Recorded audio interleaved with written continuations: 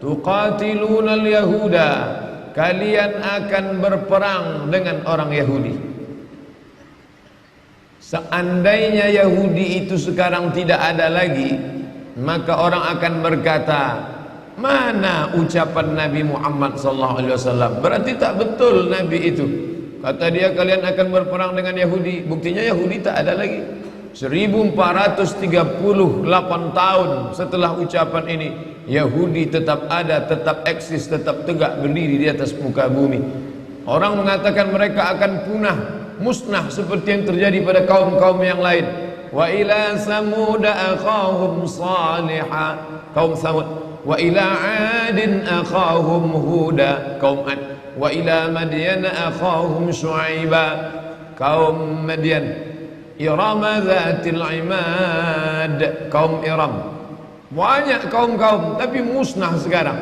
Mana kaum Iram, mana kaum Samud, mana kaum Madyan, mana kaum Fir'aun, musnah. Tapi Israel tetap masih bertahan sampai hari ini. Nabi berkata, qatilunal yahuda, kamu akan berperang dengan Yahudi, hatta yakhtabiya ahadukum, sampai mereka salah satu dari pasukannya itu bersembunyi wara'al hajar, di belakang batu. Saking dahsyatnya peperangan itu nanti, sampai-sampai ada pasukan Yahudi itu yang bersembunyi di belakang batu. Lalu kemudian yaqulul hajar, batu itu pun akan berkata, apa kata batu itu berkata kepada orang Islam? Ya Abdallah, wahai hamba Allah, hadza yahudiyun warai, ini ada orang Yahudi bersembunyi di belakang aku, faqtulhu, bunuhlah dia. Mana mungkin batu berbicara? Oleh sebab itu, kalau tidak bisa memahami kitab Sahih Al-Bukhari, jangan dibaca sendiri, dilihat terjemahnya, lalu karena tidak masuk akal ditolak. Ini tidak betul ini. Masa batu berbicara, pokok kayu berbicara, seperti film karton saja. Ini tidak betul. Maka baca syarahnya. Ulama banyak mensyarah. Kalau ayat tidak paham, baca tafsir. Tafsir Tabari, Abu Ja'far Ibn Jarir At-Tabari. Tafsir Al-Quranil Azim, Abul Fida Ismail Ibn Kathir. Tafsir Al-Kabir, Mafatihul Ghaib, Fakhruddin Ar-Razi. Tapi kalau tidak paham hadis, hadis itu ada dalam Sahih Al-Bukhari, baca kitab syarah yang sudah dijelaskan oleh para ulama. Yang paling masyhur populer Fathul Bari, ditulis oleh Imam Al-Hafiz Ibn Hajar Al-Asqalani Asy-Syafi'i. Tapi Fathul Bari ada dua, satu Fathul Bari Syafi'i, satu lagi Fathul Bari Hambali yang ditulis oleh Imam Ibn Rajab Al-Hambali rahimahullah. Ada satu lagi syarah Sahih Bukhari yang ditulis oleh Imam Al-Qastullani, yaitu Irsyadus Sari. Ada satu lagi ditulis oleh Imam Badruddin Al-Aini. Begitulah keseriusan ulama untuk mensyarah hadis-hadis. Jumlahnya bukan 100, 200, bukan 1000, 2000, 7275 hadis. Belum ada laptop, belum ada internet, belum ada alat tulis canggih seperti sekarang. Mereka menulis dengan peralatan yang sederhana, mengandalkan hafalan, kekuatan, tapi mereka disingkapkan Allah hijab kejahilan karena ketulusan hati dan jauh daripada makan haram dan syubhat. Begitulah para ulama dulu. Bahkan sampai generasi hari ini, orang-orang tetap memperdulikan hadis. Termasuklah kita subuh ini, rasa cinta kita kepada hadis Nabi kita kaji salah satu dari yang ada dalam kitab Sahih Al-Bukhari.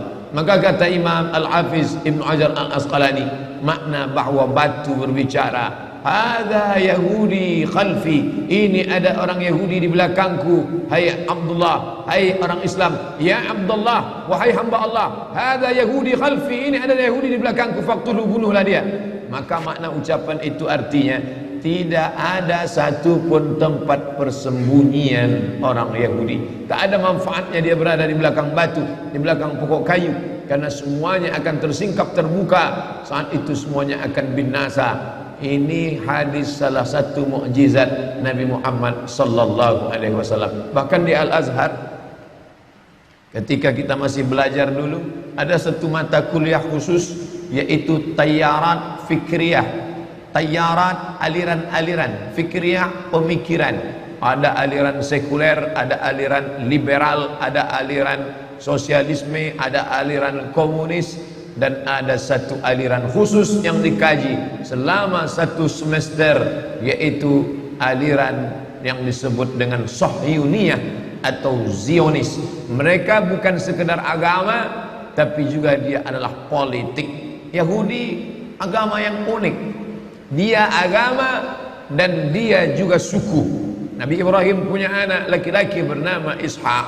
Nabi Ishak punya anak laki-laki bernama Yakub. Nabi Yakub punya anak bernama Yusuf. Yusuf punya saudara kandung bernama Yahuza. Cucu cicit keturunan Yahuza inilah Yahudi yang disebutkan dalam hadis ini. Lalu kemudian cucu cicitnya ini berkembang biak sampailah hari ini, dan mereka menjadi satu suku besar, dan mereka tidak ada Yahudisasi. Kalau Kristen ada kristenisasi, yang non Kristen diajak masuk ke dalam agama Kristen, tapi Yahudisasi tidak terjadi karena Yahudi tidak menerima orang selain Yahudi.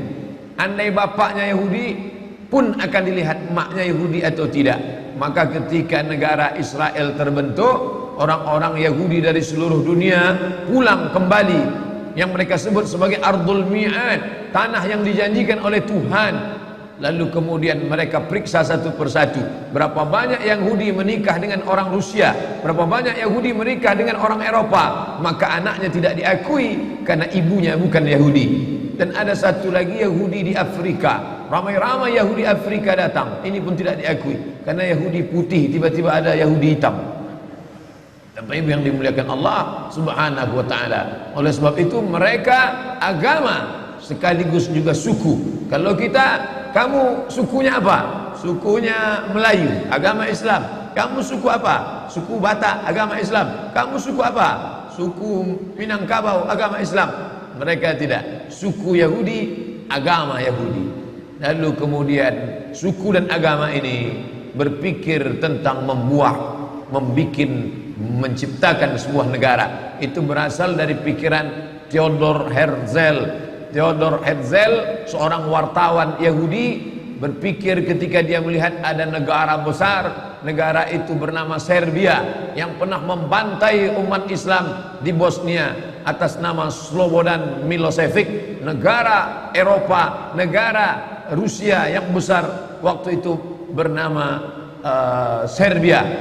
Maka Theodor Herzl berpikir, kalau Serbia punya negara, mengapa kita orang Yahudi tidak punya negara? Maka dia kumpulkan orang-orang Yahudi dari seluruh dunia, maka mereka pun berkumpul. Inilah cikal bakal Zionis yang ingin mendirikan sebuah negara. Akhirnya tahun 1946 mereka pun berhasil mendapatkan tanah Palestina. Sebelumnya utusan Theodor Herzl datang menghadap Sultan Abdul Hamid di Turki. Sultan Abdul Hamid, ini ada beribu-ribu keping uang emas, terimalah, kami ingin membeli tanah Palestina. Sultan Abdul Hamid menolak emas-emas itu. Dia katakan Palestina direbut dengan tetesan darah para syuhada. Mereka mati karena Allah Subhanahu wa ta'ala. Aku tidak akan menjual sejengkal pun tanah Palestina kepada kalian. Sakit hati mereka, sampai akhirnya Turki Utsmani ditumbangkan tahun 1924. Berakhirlah khilafah Islamiyah. Maka dengan itu muluslah perjalanan Yahudi. 1924 Turki Utsmani tumbang. 1946 umat Islam terpecah-pecah. Belanda menjajah Indonesia, Inggris menjajah Malaysia, Brunei Darussalam, Singapura, Prancis menjajah Mesir, Libya, Tunisia, Aljazair, lalu kemudian Itali menjajah Libya. Mereka bagi-bagi negeri Islam seperti roti yang dipecah-pecah, persis seperti yang dikatakan Nabi SAW. Kalian nanti di akhir zaman akan diperebutkan, ditarik, menarik, satu menarik kepalanya seperti makanan ala qas'atiha, akalatun makanan ala qas'atiha, di atas piring yang besar. Ada yang menarik kakinya, ada yang menarik kepalanya. Aqillatun nahnu yawma idzin ya Rasulullah. Mereka merebut kami. Apakah kami waktu itu sedikit ya Rasulullah? Kata Nabi, tidak. Bal antum katsirun. Kalian ramai, kalian banyak. lakinnakum ghusaun ka ghusais sail, tapi kalian seperti buih di tengah lautan, dipukul ombak, dihempas gelombang. Kalian tak punya kepemimpinan karena Turki Utsmani sudah tumbang, tak lagi punya panutan. Apa yang dikatakan itu terwujud 1946, maka kebetulan Palestina dipegang oleh Inggris. Inggrislah yang memikul dosa terbesar. Bagaimana Palestina bisa jatuh ke tangan Israel, laknatullah alaihim. Lalu kemudian Palestina bulat-bulat diserahkan oleh Inggris. Ini bumi Palestina diberikannya kepada orang-orang Yahudi. Sejak 1946 seluruh Yahudi dunia, Yahudi Rusia, Yahudi Eropa, Yahudi Amerika, Yahudi yang ada di Arab, mereka kembali beramai-ramai ke tanah Palestina. Dan sekarang semua Yahudi yang sudah pulang lebih kurang 5 juta orang. Penduduk Riau 6,5 juta, Yahudi hanya 5 juta saja. Tapi mereka menguasai ekonomi, perfilman, hiburan. Anak-anak kita menonton film karton, sinetron, horor, film perang. Siapa yang memproduksinya? Warner Bros. Warner Bros Yahudi. Steven Spielberg Yahudi yang mengobok-obok ekonomi umat Islam. Ketika dia lihat ini perlu dihancurkan, ini perlu diangkat, ini perlu dijempaskan, ini perlu. Siapa lagi kalau bukan George Soros? George Soros pun Yahudi. Maka semua presiden-presiden Amerika itu akan naik atas lobby-lobby Yahudi. Syekh Ali Jarisah, Syekh Dr. Ali Jarisah, dosen Universitas Madinah Islamiyah, Al-Jami'ah Al-Islamiyah bil Madinah Al-Munawwarah, Universitas Islam Madinah, tahun 70-an sudah menulis dalam bukunya bahwa pegawai-pegawai yang ada di PBB, UN, United Nations, Al-Ummamul Muttahidah, itu sebagian besarnya adalah Yahudi. Oleh sebab itu ketika umat Islam yang tertindas, mereka diam seakan-akan tak terjadi apa-apa. Tapi kalau kaum minoritas lain yang tertindas, mereka menyuarakan harus merdeka, harus bebas dari penjajahan, harus dilepaskan. Tapi kalau umat Islam, mereka diam, mereka sepi daripada komentar. Kenapa? Karena tidak ada kepentingan di dalamnya. Bapak Ibu yang dimuliakan Allah Subhanahu wa taala, seorang warga negara Perancis, alirannya sosialis komunis, tapi kemudian Allah lembutkan hatinya, maka dia masuk Islam. Dan dia inilah yang mengungkapkan, menuliskan bahwa Zionis menguasai Palestina. Tidak hanya Palestina, tapi dia ingin menguasai dunia atas nama yang disebut dengan kembali kepada kekerajaan Daud. Daud yang kita yakini bukanlah seperti yang mereka katakan. Kita meyakini Nabi Daud alaihissalam sebagai orang yang soleh, sebagai orang yang pandai. Wa alanna lahul hadid, kami lunakkan besi. Maka Nabi Daud alaihissalam mengambil besi, lunak besi itu di tangan Nabi Daud alaihissalam, lalu dibentuknya menjadi baju besi. Baju besi itu dijualnya, lalu hasil dari menjual baju besi itulah Nabi Daud hidup. Nabi Daud adalah orang yang zuhud, walaupun dia seorang raja di raja. Makanya kata Nabi SAW, ahabbus saum ilallah, puasa yang paling dicintai Allah saumi Daud, puasa Nabi Daud alaihissalam. Tapi mereka menggambarkan Daud sebagai raja yang perkasa. Raja Daud inilah kata mereka raja di raja mereka. Mereka menyebutnya King David. King David lahir punya anak laki-laki bernama King Solomon. Kita menyebutnya Sulaiman alaihissalam. Tapi bukanlah seperti namanya sama, tapi kepribadian yang berbeda. Mereka menampilkan sebagai raja yang beringas, raja yang brutal. Sedangkan Allah Ta'ala menceritakan Nabi Sulaiman sebagai orang raja, nabi yang lembut. Sampai-sampai dia menahan pasukannya, jangan kalian lewati tanah ini, karena aku mendengar ada suara lembut. Ya ayyuhan namlu dukhulu masakinakum, hai para semut-semut, masuklah kalian ke sarang kalian, agar supaya jangan sampai pasukan Sulaiman menginjak perut kalian. Yahtimannakum junud, jangan sampai pasukan Sulaiman menginjak kalian. Fatabassama dhahika, Nabi Sulaiman tersenyum. Begitulah hebatnya kekuasaan Sulaiman, begitulah hebatnya ilmu Nabi Sulaiman. Sampai-sampai semut pun tak ada yang terinjak, tak ada perut semut yang pecah. tapi mereka menggambarkan Sulaiman sebagai raja yang brutal, yang beringas, dan mereka ingin mengembalikan lagi kerajaan ini. Mereka katakan bahwa ada 5 yang mereka nanti-nantikan, yang harus mereka lakukan, karena akan turun Mesias, sang juru selamat, yang mereka nanti-nantikan sejak zaman nenek moyang mereka dulu.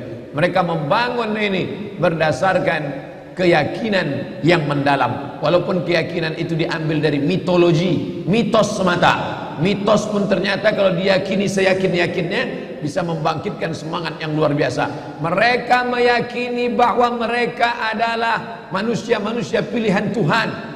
Mereka menyebut dirinya dalam bahasa Arab Asy-Sya'bul Mukhtar, Sya'bu, bangsa, Mukhtar, pilihan Tuhan. Satu-satunya bangsa pilihan Tuhan hanya kami, yang lain ini bukan pilihan Tuhan. Kami adalah pilihan Tuhan yang akan menguasai dunia. Selain kami nanti akan menjadi goib. Goib artinya keledai tunggangan, hanya sebagai keledai tunggangan saja untuk mencapai tujuan.